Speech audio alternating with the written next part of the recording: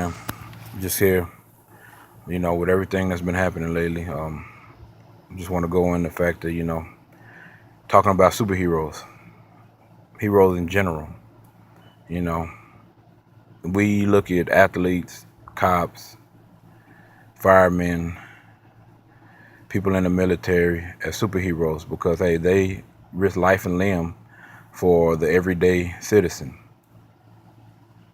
Even more so, the everyday citizen has its own superheroes.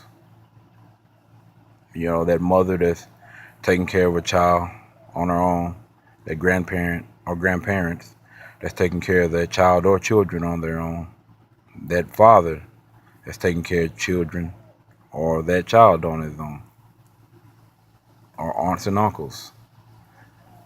That superhero that gets up and goes to work every morning to take care of their family.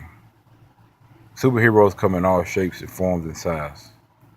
Sometimes superhero is human. Sometimes that superhero makes mistakes. Sometimes that superhero does dangerous things in order to feed his family. Everybody looks at the cops as doing dangerous jobs and whatnot, whatever else, which they do, and I commend them for it. But there are those times too that person, male or female, have to go out and do something they don't want to do. Sometimes that resorts into doing illegal activities. Shit, when ain't no food on the table and you got to figure out where your next meal gonna come from. You got to figure out what you gonna hang, in your closet, or what you gonna, or if you gonna have any water or light for that matter. You do things that you may not want to do. If you can shield your child from that and he still sees you as a superhero, you are that superhero no matter what it is you had to do. Sometimes it ain't fair, but sometimes it's what we have to do.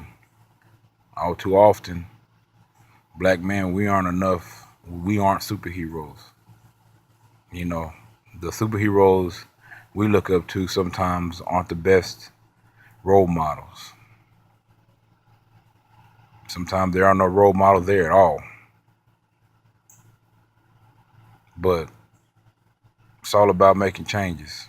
It's all about trying to be that superhero in your child's life or in any child's life.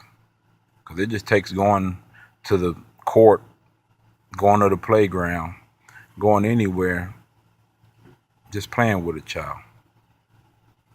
I know, that may sound weird, but, if you're not a sexual predator or anything, nothing wrong with you making friends or be a mentor to a child that has no one.